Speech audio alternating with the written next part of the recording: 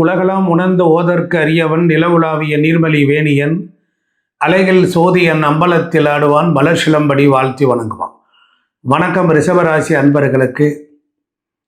செவ்வாயினுடைய பெயர்ச்சி துலாம் ராசியிலிருந்து விருச்சிக ராசிக்கு செவ்வாய் பகவான் பெயர்ச்சி ஆகும் பொழுது ஏற்படக்கூடிய மாற்றங்களை பற்றி பார்ப்போம்.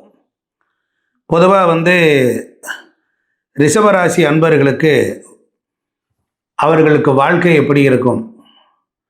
ரிஷபராசி வாழ்க்கை என்பது ஒரு குதூகலமானது. கஷ்டம், நஷ்டம், லாபம், சந்தோஷம், துக்கம் எல்லாம் மாறி மாறி வரக்கூடியது. சுக்கிரனை அடிப்படையாக கொண்ட இந்த ராசி காலச்சக்கரத்திற்கு 2ஆம் வீடு. தனம், வாக்கு, குடும்பம், பொருளாதாரம், சம்பாத்தியம், குடும்பம் அமைந்துவிடும். ஆனால் அந்த 2ஆம் வீட்டுக்கு பொறுத்தளவில் ரிஷபராசிக்காரர்களுக்கு சுக்கிரன் அவரே 6 இருப்பதினால் எப்படி இருக்கும்? அவரே உத்தியோகம், தொழில் சிறப்பானதாக இருக்கும். இவங்ககிட்டையும் நல்ல குணம், நல்ல பண்பு, நல்ல ஒழுக்கம், தலைமை பண்பு, தன்னம்பிக்கை, இது மாதிரியான நல்ல விசேஷமான குணங்கள் எல்லாம் இருக்கும்.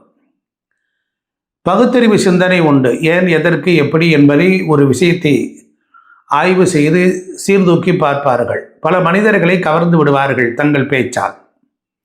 இவர்களுக்கு அரசு, அரசியல் இது சம்பந்தப்பட்ட துறைகள் பெரும்பாலும் சுகத்தை தரும். பொதுவாக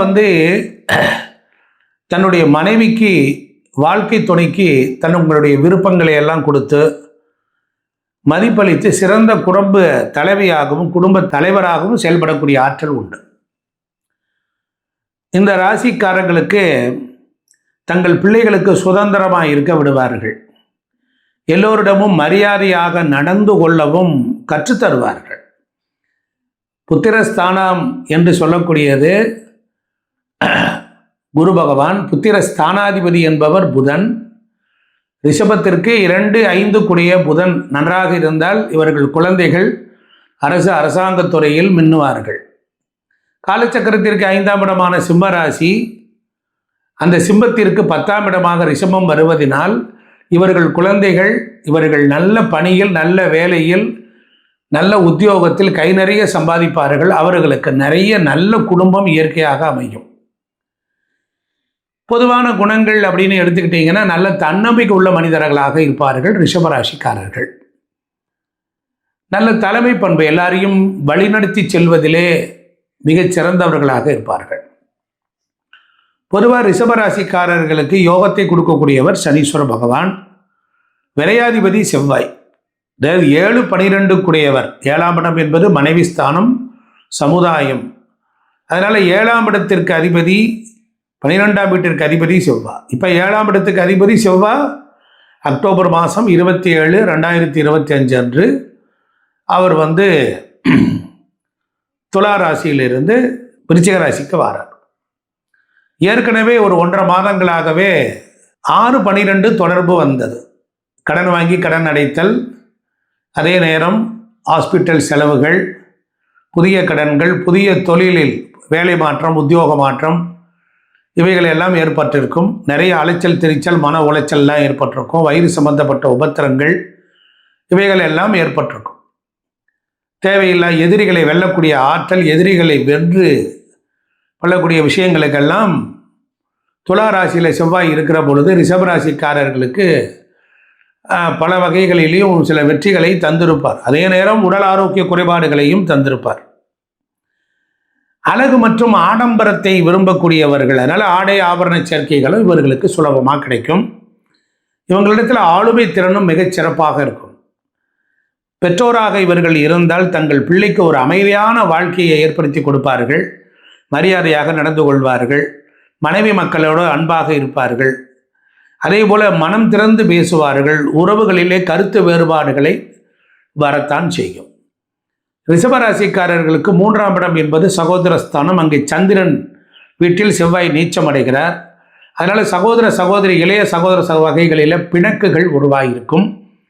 அந்த செவ்வாய் காலச்சக்கரத்திற்கு 8 ரிஷபத்திற்கு 7 அவர் நீச்சமாகிற இடம் 3ஆம் இடம். அதனால் முயற்சி ஸ்தானத்திலே ஒரு தோல்வி இருக்கும்.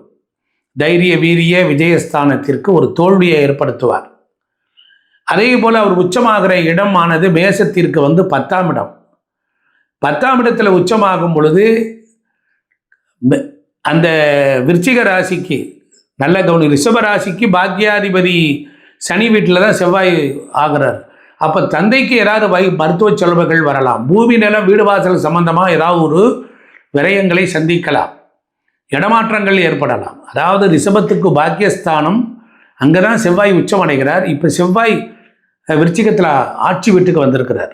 செவ்வாய் ஆட்சி வீடு மேசமும் விருச்சிகமும், மூலத்திரிகோண வீடு மேசம். அப்போ செவ்வாய் உச்சமடைகிற வீட்டிற்கு இந்த விருச்சிகம் என்பது பாதகத்தை தரக்கூடியது. அதனால் இப்படி ரிவர்ஸில் கூட வேலை செய்யும். அதனால் பூமி நிலம் வீடு வாசல் சொத்து சுகம் வகைகளில் ரிஷபராசிக்காரர்களுக்கு உங்கள் பூமியில் ஏதாவது ஒரு பாதகங்கள் வரும். உங்கள் தொழில் சம்பந்தப்பட்ட கூட்டாளிகள் வகைகளில் பாதிப்புகளை ஏற்படுத்துவார். ஸோ அதனால் நீங்கள் ரொம்ப கவனமாக இருக்கணும். தொழில் வளர்ச்சி, சில ஒப்பந்தங்கள் மூலம் லாபம் பெற்றுட்டு இருப்பீங்க.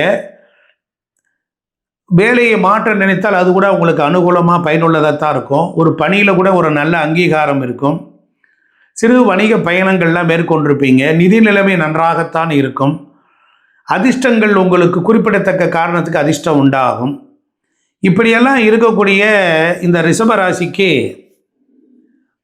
7ஆம் இடத்துல வரக்கூடிய செவ்வாய் தன்னுடைய பார்வையினால் 10ஆம் வீட்டை பார்க்குறார். 10ஆம் இடத்தில் 7ல் இருந்து 10ல் பார்வை.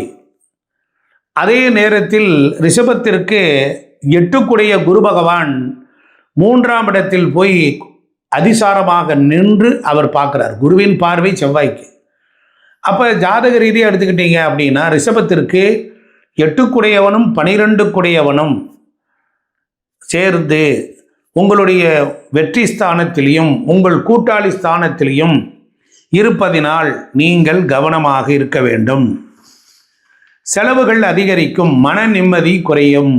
நீங்கள் ரொம்ப கவனமாக இருக்கணும். அதனால் 11க்குடையவன் போய் 3ல் உட்கார்ந்துருக்கிறார், 8க்குடையவன் போய் 3ல் உட்கார்ந்துருக்கிறார். அங்கிருந்து ஒரு குருவினுடைய பார்வை செவ்வாய்க்கு. அப்போ எந்த ஆதிபத்தியத்தோடு இந்த குருவும் செவ்வாயும் பார்த்து கொள்கிறார்களோ அந்த வகைகளில் உங்களுக்கு சமூகத்தில் பல தொந்தரவுகள் வரும். அதனால் நீங்கள் ரொம்ப பொறுமையாக இருக்க வேண்டும். செவ்வாய்க்கிழமை தோறும் விரதம் இருக்க வேண்டும். நீங்கள் பொறுத்தளவில் நிலராசியாக இருப்பதினால் நிலத்திலே இருக்கக்கூடிய, ஏன்னால் உங்கள் ராசியவே பார்க்கிறார் செவ்வாய். அவருடைய 8ஆம் பார்வை உங்கள் குடும்பஸ்தானத்தில் விழுகுது.